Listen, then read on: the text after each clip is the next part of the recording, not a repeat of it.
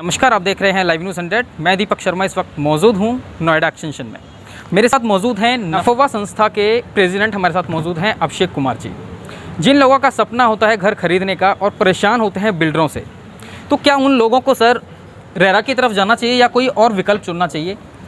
तो क्या कुछ देखिए, आपने बहुत महत्वपूर्ण सवाल पूछा मेरे से कि जो घर खरीदार घर खरीदते हैं उसे क्या करना चाहिए। वो रेरा जाएं या फिर एनसीडीआर से जाएं या फिर वो एनसीएलटी जाएं। आमतौर पे बायर्स में एक भ्रम फैला हुआ है कि चलो अगर हमें घर नहीं मिल रहा है तो हम एनसीएलटी चले जाते हैं। एनसीएलटी जाने से समस्या और बढ़ती है। जहाँ तक मेरा एक्सपीरियंस है पिछले 10 सालों से मैं ये देख रहा हूँ। पहले हमें भी यही लगता था कि एनसीएलटी से जाने से शायद हमारी समस्या का समाधान हो जाएगा, लेकिन मैं वहाँ पर ये देखा कि नहीं, वहाँ चीज़ें और उलझ जाती है। अगर आप सच में अपनी समस्या के समाधान के लिए जाना चाहते हैं तो एक रियल इस्टेट से समस्या से संबंधित एक रेगुलेटरी अथॉरिटी बनाई गई है, जिसे हम लोग रेरा के नाम से जानते हैं, रियल इस्टेट रेगुलेटरी अथॉरिटी। तो लोगों को रेरा जाना चाहिए, ना कि किसी अन्य जगह। जैसे आप एनसीडीआरसी भी जा सकते हैं, नेशनल कंज्यूमर फोरम, या फिर कंज्यूमर फोरम जा सकते हैं। लेकिन हम जान रहे हैं कि आज देश में एनसीडीआरसी और हम स्टेट कंज्यूमर फोरम की भी बात करें, जो तारीख लगती है वो साल में एक आध बार आ भी जाए तो गनीमत है। इसलिए रेरा, अगर आप सॉल्यूशन चाहने के लिए रेरा ही जाना बेहतर है।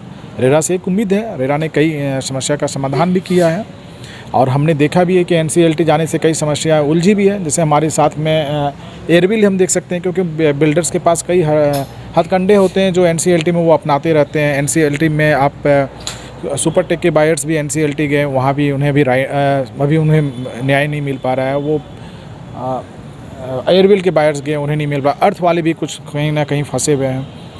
और वहीं तरह हम रेरा में बात करें, सेक्शन 8 के तहत अगर बायर्स जाते हैं तो रेरा चूँकि तारीख जल्दी मिलती है और समस्या का समाधान भी रेरा के माध्यम से जल्द होता है। सर, नोएडा एक्सटेंशन में जो लोग घर खरीदना चाहते हैं, जो परेशान हो रहे हैं, जिनको पोजीशन नहीं मिल रहा है, तो किस तरह से आपकी संस्था नफवा हेल्प करती है उन लोगों को? हमारी संस्था मदद करती है। जब कोई बायर्स घर खरीदता है और वो कहीं फंस जाता है, उन्हें किसी तरह की मदद नहीं मिल पा रही, तो हम उन्हें सिर्फ गाइड करते हैं। एक सामाजिक संस्था है और हमारा जो दायित्व है हम सिर्फ उसे निभाते हैं। इसके अलावा हम कुछ कार्य नहीं करते हैं इसके लिए।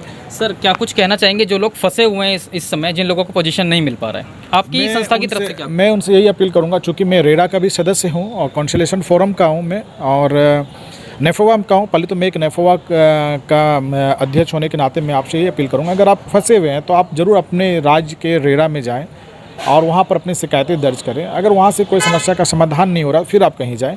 लेकिन मुझे उम्मीद है, भरोसा भी है, रेरा के तहत ही आपकी समस्या का समाधान हो सकता है। जिन लोगों सर एनसीएलटी और रेरा, लोग किसको ज़्यादा इंपॉर्टेंस देनी चाहिए? लोगों को कहाँ जाना चाहिए, कहाँ से उनका समाधान हो सकता है प्रॉब्लम्स का? देखिए, निश्चित तौर पे मेरा मानना है कि आप रेरा जाइए।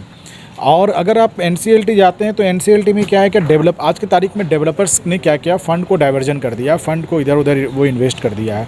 तो डेवलपर भी ये चाहता है कि बायर्स एनसीएलटी चल जाएं, लेकिन एनसीएलटी से समस्या का समाधान, मैं पहले भी बताया कि एनसीएलटी से समस्या का समाधान होना संभव नहीं है।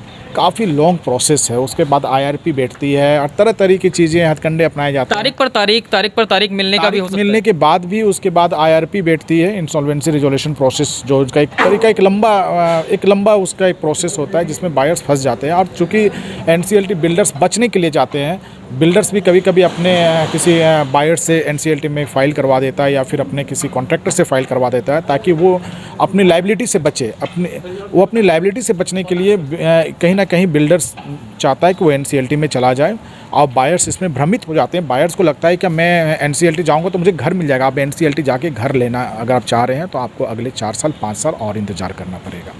हो सकता है आप रेरा में जाएं और रेरा के थ्रू सेक्शन 8 के तहत आप अगर कार्रवाई की मांग करते हैं, 51% बायर्स जाते हैं, उम्मीद हो सकता है कि अगले आप जो 5 साल आपको एनसीएलटी में लगेगा उसका मतलब आप उसका हाफ माने 2-2.5 साल में आपको रेरा के थ्रू आपको घर मिल सकता है। नफवा संस्था पिछले 10 सालों से लोगों की मदद कर रही है। आपके पास किस किस तरह की परेशानियां लोग लेकर आते हैं? देखिए, लोगों की परेशानी होती है, वो बिल्डर्स को पैसा दे दिए, बिल्डर घर नहीं दे रहा है। वो बैंक, उनका बिल्डर की बात है कि उसे उसकी ईएमआई जब तक पोजीशन नहीं मिलेगा बिल्डर्स देगा, वो ईएमआई पे नहीं करता है। बिल्डर्स घर ही नहीं बना रहा है, बिल्डर्स काम रोक दिया। इस तरह कई समस्याएं हैं जो बायर्स, या फिर जब उसे पोजीशन मिलता है तो उसका फ्लैट का दुगना चार्जेस बिल्डर्स लास्ट पोजीशन में चार्ज करते हैं। ये कई तरीके की समस्याएँ हमारे पास आती है और हम इसकी समस्या का समाधान करने का एक रास्ता दिखाते हैं।